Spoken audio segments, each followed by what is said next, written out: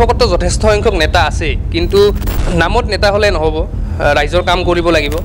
কিছু সংখ্যকে কেৱল মাত্ৰ ব্যক্তিগত স্বাৰ্থত ৰাজনীতি কৰি আছে বা দল সংগঠন কৰি আছে। সৰ্বগত যথেষ্ট সংখ্যক এনেকুৱা ব্যক্তি পূজা কৰা ব্যক্তি আছে, বাৰ্থডে চেলিব্ৰেশ্যনৰ পৰা আদি কৰি ফেন ক্লাবৰ পৰা আদি কৰি যথেষ্ট সংখ্যক এনেকুৱা লোক আছে। বৰ্ণগড়বাসী ৰাইজৰ এক দীৰ্ঘদিনৰ দাবী আছিল, মহকুমাৰ দাবী। আজিলৈকে কোনো এখন চৰকাৰে আজিলৈকে তাক স্বীকৃতি দিব নোৱাৰিলে। যেতিয়া তেখেতে মন্ত্ৰিত্ব পালে, তাৰপিছত তেখেতৰ এই যি মহকুমাৰ প্ৰতি দাবী বা সৰ্বগড়ৰ প্ৰতি যি এটা তেখেতৰ দায়িত্ব, সেই দায়িত্বসমূহ ক'ত গ'ল?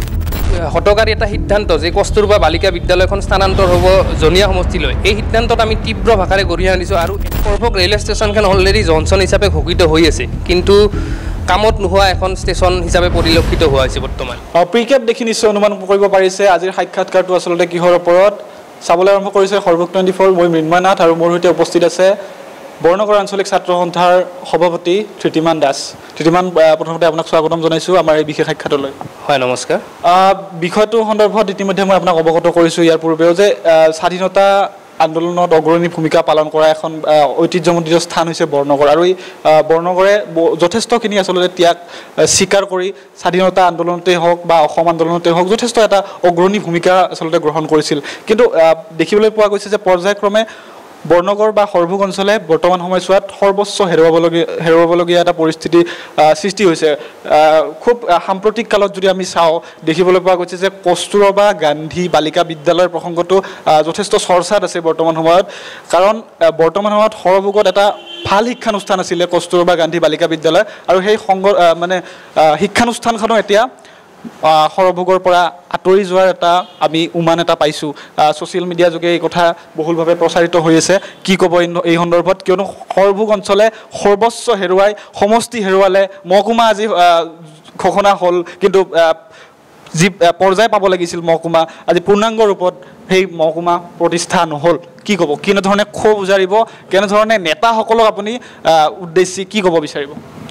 হয়, আজি চাওক, বৰ্ণগড়বাসী ৰাইজৰ এক দীৰ্ঘদিনৰ দাবী আছিল মহকুমাৰ দাবী, আৰু সেই মহকুমা আজিলৈকে কোনো এখন চৰকাৰে আজিলৈকে তাক স্বীকৃতি দিব নোৱাৰিলে।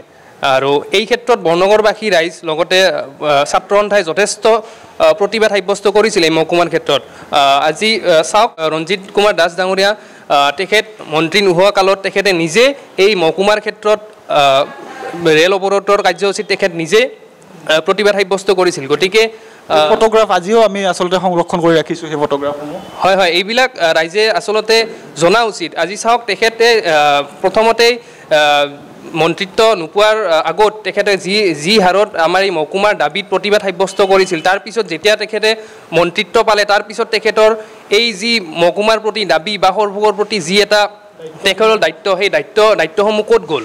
গতিকে এইবিলাক কথা আচলতে ৰাইজে জনা উচিত। গতিকে তেখেতে মন্ত্ৰী হৈ থকাৰ সময়ত তেখেতে এই মহকুমাৰ দাবীটো কিয় চৰকাৰৰ ওচৰত উত্থাপন নকৰিলে? গতিকে এইবিলাক বিষয়ে আচলতে সকলোৱে বিবেচনা কৰা উচিত। যিহেতু কস্তুৰবা গান্ধী বালিকা বিদ্যালয়ৰ প্ৰসংগটো চৰ্চাত আহি আছে বৰ্তমান সময়ত, আচলতে এটা সমষ্টি, জনীয়া সমষ্টিৰ এটা বিশেষ স্থানত কস্তুৰবা গান্ধী বালিকা বিদ্যালয় আচলতে প্ৰতিষ্ঠা কৰা এটা যোজা ইতিমধ্যে চলা বুলি আমি তথ্যৰ ভিত্তিত জানিব পাৰিছোঁ। আপোনাৰ এই ক্ষেত্ৰত প্ৰতিক্ৰিয়া কেনেধৰণৰ? হয়, কস্তুৰবা বালিকা বিদ্যালয়খনৰ ক্ষেত্ৰত আমি বৰ্ণগড় আঞ্চলিক ছাত্ৰ সন্থাৰ দ্বাৰা আমি দুবাৰকৈ শিক্ষামন্ত্ৰী আৰু মুখ্যমন্ত্ৰী ডাঙৰীয়ালৈ স্মাৰক পত্ৰ প্ৰদান কৰিছোঁ, আৰু এই ক্ষেত্ৰত আমি ৰাইজৰ লগতো কথা বতৰা পাতিছোঁ। আৰু যি এই হঠকাৰী এটা সিদ্ধান্ত যে কস্তুৰবা বালিকা বিদ্যালয়খন স্থানান্তৰ হ'ব জনীয়া সমষ্টিলৈ, এই সিদ্ধান্তত আমি তীব্ৰ ভাষাৰে গৰিহণা দিছোঁ। অনাগত দিনত আমি এই ক্ষেত্ৰত ৰাইজক লগত লৈ প্ৰতিবাদ সাব্যস্ত কৰি যাম। দুবাৰকৈ বিধায়ক আছিলে মাননীয় ৰঞ্জিত কুমাৰ দাস, তেখেতৰ এই ক্ষেত্ৰত দায়িত্ব আছিল বুলি আপুনি ভাবেনে? সৰভোগক দুবাৰকৈ প্ৰতিনিধিত্ব কৰিছিলে ৰঞ্জিত কুমাৰ দাসে। এই সন্দৰ্ভত যোৱাকালি আমি ছ'চিয়েল মিডিয়াত তেওঁ এটা মুখ্যমন্ত্ৰীলৈ ৰিকুৱেষ্ট কৰা এটা দেখিবলৈ পাইছোঁ। কিন্তু তেনেকুৱা পৰিস্থিতি আচলতে আহিল কিয় যে এজন মন্ত্ৰী, বৰ্তমানৰ মন্ত্ৰী, তেওঁ আচলতে মুখ্যমন্ত্ৰী ডাঙৰীয়াক বৰ্তমান ৰিকুৱেষ্ট কৰিব লগা হৈছে যে সৰভোগত এই অনুষ্ঠানটো ৰাখিব লাগে। শিক্ষামন্ত্ৰীয়ে কিয় এনেধৰণৰ সিদ্ধান্ত ল'লে বুলি ভাবে?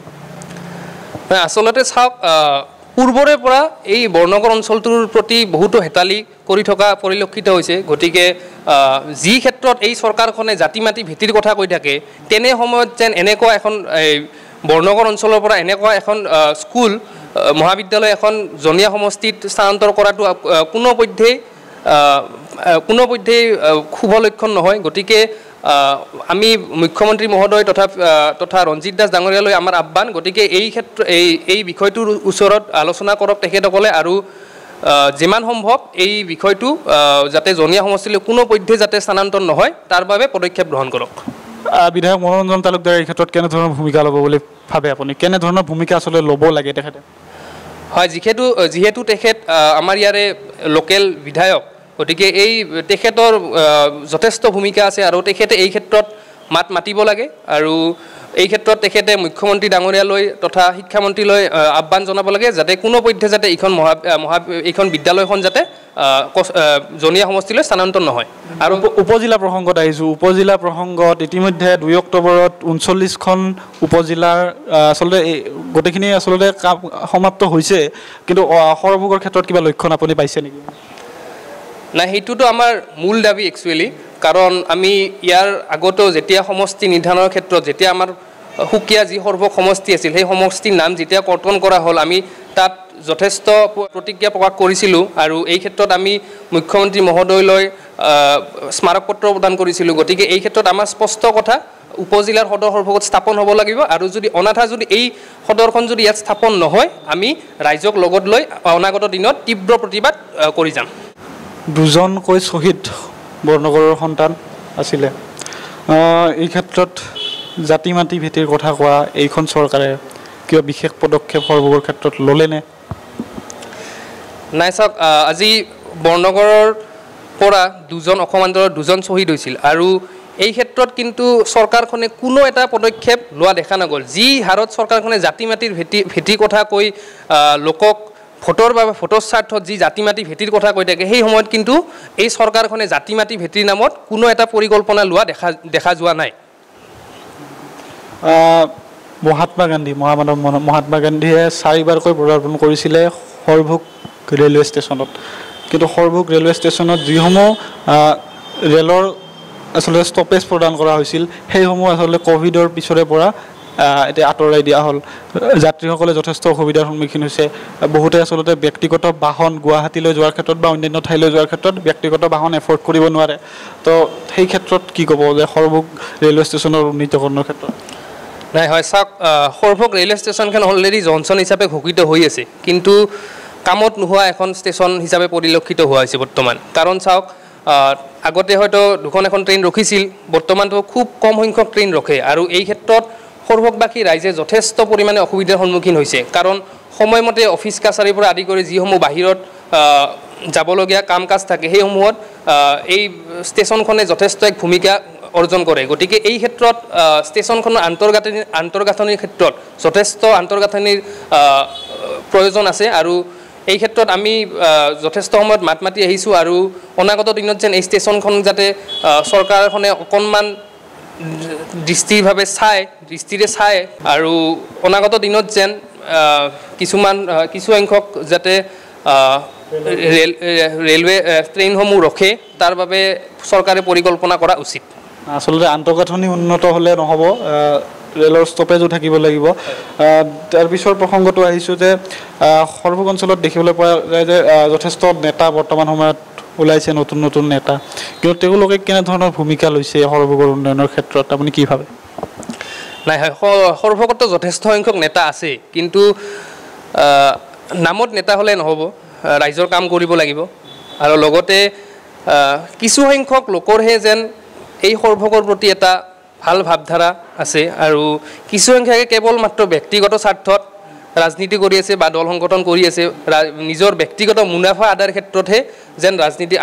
আজি চাওক, আমি ৰাজনীতি বা দল সংগঠন কৰোঁ কিহৰ কাৰণে?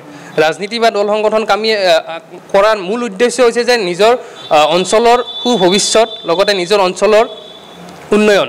গতিকে ইয়াৰ পৰিলক্ষিতত আজিকালি কিন্তু সৰভোগত দেখা পোৱা গৈছে যে কেৱল মাত্ৰ নিজৰ ব্যক্তিগত মুনাফা আদায়ৰ ক্ষেত্ৰতহে যেন ৰাজনীতি বা দল সংগঠন কৰি আছে। গতিকে এই ক্ষেত্ৰত আমাৰ একদম স্পষ্ট কথা, যাতে এনেকুৱা যিসমূহ নেতা আছে, সেই নেতাসমূহক যাতে ৰাইজে চিনি থোৱা উচিত, আৰু অনাগত দিনত যাতে তেওঁলোকক ৰাইজে যাতে উচিত শিক্ষা দিয়ে, তাৰে কামনা কৰিছোঁ। ব্যক্তি বিশেষক বিশেষকৈ গুৰুত্ব প্ৰদান কৰা হয় নেকি সৰভোগত ৰাজনীতিৰ ক্ষেত্ৰত?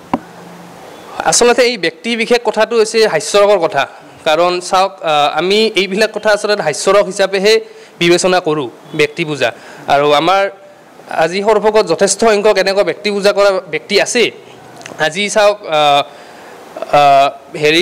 আজি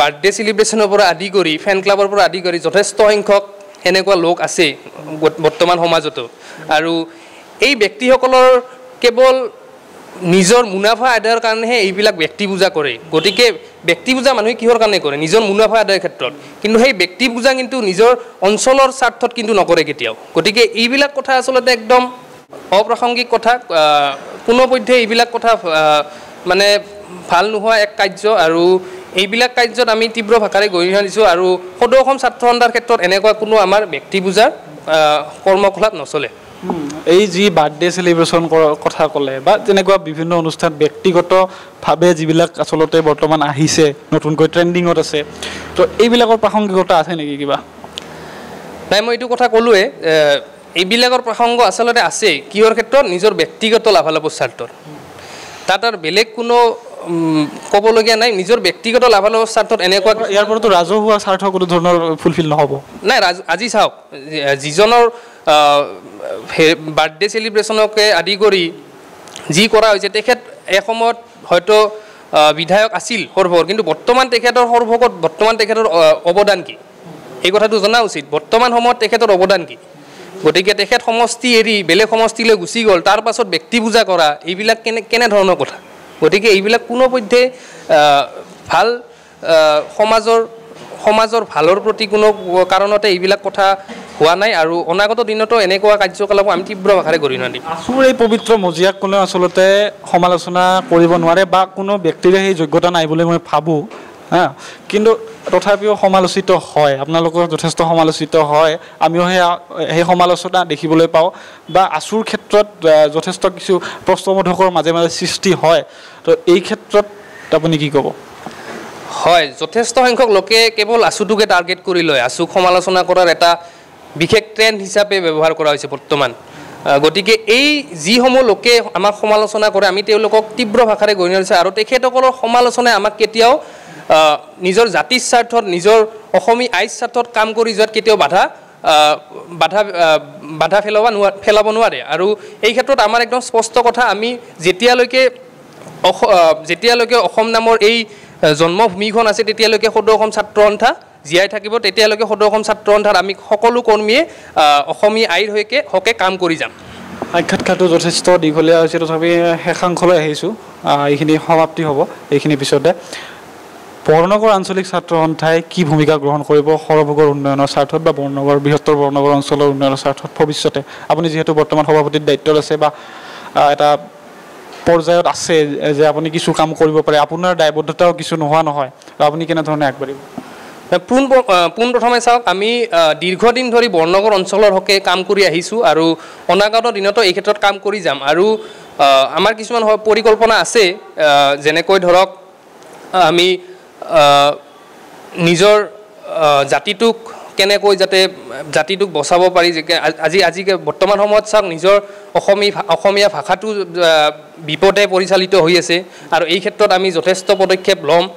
লৈ আছোঁ পদক্ষেপ আৰু অনাগত দিনতো এই ক্ষেত্ৰত আমি পদক্ষেপ ল'ম গতিকে বৰ্ণনগৰ আঞ্চলিক ছাত্ৰ সন্থাই সেই দীৰ্ঘকালৰ পৰাই এই বৰ্ণনগৰ অঞ্চলৰ স্বাৰ্থত প্ৰতিবাদ সাব্যস্ত কৰি আহিছে বৰ্ণনগৰ অঞ্চলৰ সুভৱিষ্যতৰ স্বাৰ্থত যুঁজি আহিছে আৰু অনাগত দিনতো বৰ্ণনগৰ আঞ্চলিক ছাত্ৰ সন্থাই বৰ্ণনগৰ অঞ্চলৰ সুভৱিষ্যতৰ স্বাৰ্থত যুঁজি থাকিব অন্তিম বাৰৰ বাবে কস্তুৰবা গান্ধী বালিকা বিদ্যালয়ৰ প্ৰসংগত আৰু অলপ হয় কস্তুৰবা বালিকা বিদ্যালয় আমাৰ একদম স্পষ্ট কথা কস্তুৰবা বালিকা বিদ্যালয়খন কোনো কাৰণতে জনীয়া সমষ্টিলৈ স্থানান্তৰ কৰা নহ'ব আমাৰ একদম স্পষ্ট দাবী লগা হ'লে ইয়াৰ ক্ষেত্ৰত আমি প্ৰতিবাদ সাব্যস্ত কৰিম আৰু আমি খুব কম দিনৰ ভিতৰতে আমি ইয়াৰ বিষয়ে আলোচনা কৰি আছোঁ আৰু খুব কম সময়ৰ ভিতৰতে আমি ৰাইজক লগত লৈ এই ক্ষেত্ৰত এক প্ৰতিবাদ সাব্যস্ত কৰিম আৰু চৰকাৰখনলৈ এটাই আহ্বান যাতে এই যিসমূহ এই যি কস্তুৰবা বালিকা বিদ্যালয়কে আদি কৰি যিসমূহ সৰ্বকৰ সুভৱিষ্যতৰ স্বাৰ্থত যিসমূহ অনুষ্ঠান আছে সেই অনুষ্ঠানসমূহ যাতে সৰ্বৰ পৰা কোনো কাৰণতে স্থানান্তৰ নকৰে তাৰ বাবে আমাৰ এক বিশেষ দাবী আৰু এই ক্ষেত্ৰত যাতে চৰকাৰে ইতিবাচকভাৱে এই সঁহাৰি জনায় তাকে কামনা কৰিছোঁ জনিয়াৰ বিধায়কজনে কিছুমান ক্ৰাইটেৰিয়া দিছে যে সৰ্বগৰ ক্ষেত্ৰত যে প্ৰথম অৱস্থাত সৰ্বগত জৱাহৰলাল নৱোদয় বিদ্যালয় আছে জৱাহৰ নৱোদয় বিদ্যালয় তাৰোপৰি উচ্চ শিক্ষানুষ্ঠান এখন আছে বৰ্ণগড় কলেজ ক্লাছ 6ৰ পৰা 11লৈকে প্ৰাথমিক নহয় আচলতে উচ্চতৰ মাধ্যমিকলৈকে ইয়াত আছে প্ৰথম বৰ্ষলৈকে এই ক্ষেত্ৰত তেখেতে যিটো মানে ক্ৰাইটেৰিয়া দেখুৱাইছে যে সৰ্বগত কলেজ আছে সৰ্বগত জৱাহৰ নৱোদয় বিদ্যালয় আছে তো আপুনি কিদৰে খণ্ডন কৰিব নহয় হয় তেখেতে যিসমূহ কথা কৈছে সেইসমূহ একদম মূৰ্খৰ পৰিচয় নিজে দাঙি ধৰিছে তেখেতে এইটো একদম স্পষ্ট কথা আৰু সৰ্বগত প্ৰথমৰ পৰা এই শিক্ষানুষ্ঠানখন চলি আহিছে আৰু যথেষ্ট সংখ্যক ইয়াত ছাত্ৰীও পাঠদান কৰি আহিছে আৰু এই ক্ষেত্ৰত সৰ্বগত যথেষ্ট সংখ্যক চৰকাৰী ভূমি আছে আৰু সেই ভূমিসমূহ অলৰেডি চক্ৰবৃক্ষৰ জৰিয়তে চৰকাৰলৈ আবণ্টন জনোৱা হৈছে গতিকে এই ক্ষেত্ৰত তেখেতৰ এই যিসমূহ ভাষ্য এই ভাষ্যসমূহ সম্পূৰ্ণৰূপে অপ্ৰাসংগিক এক ভাষ্য আৰু গতিকে তেখেতে দাবী কৰিলেই যে ইয়াৰ পৰা যাতে স্থানান্তৰ নহয় গতিকে এই ক্ষেত্ৰত আমি বিশেষভাৱে বিবেচনা কৰিম এই ক্ষেত্ৰটোত আৰু কোনোপধ্যে এই কস্তুৰবা বালিকা বিদ্যালয়খন জনিয়া সমষ্টিলৈ স্থানান্তৰ কৰা নহ'ব এইটো একদম স্পষ্ট কথা ৰাইজক সংঘবদ্ধ কৰাৰ এটা সময় আহি পৰিছে বুলি ভাবে হয় বৰ্ণগড়বাসী ৰাইজক আমি আগতেও যি সময়ত সমষ্টিৰ আমাৰ নামকৰ্তন কৰা হ'ল সেই সময়ত আমি ৰাইজকে আদি কৰি যিসমূহ ৰাজনৈতিক দল বা দল সংগঠন আছে সকলোকে একত্ৰিত কৰি এখন সভা দিছিলোঁ এই শ্বহীদ ভৱন প্ৰাংগণত কিন্তু সেই সভাত অতি দুখৰ বিষয় সেই সভাত কেৱল মাত্ৰ 4-5 জনৰ বাহিৰে বেলেগ কোনো ব্যক্তি সেই সভাত উপস্থিত নাছিল গতিকে এনেকৈ হ'লে আজি বৰ্ণগড়ৰ নামটো হয়তো কেৱল মাত্ৰ ইতিহাসৰ পাততহে ৰৈ যাব গতিকে সমূহ ৰাইজে যাতে একত্ৰিত হৈ এইসমূহ বিষয়ত যাতে মাত মাতে নিজৰ সমষ্টিৰ ক্ষেত্ৰত নিজৰ অঞ্চলৰ স্বাৰ্থত যাতে মাত মাতে কেৱল দল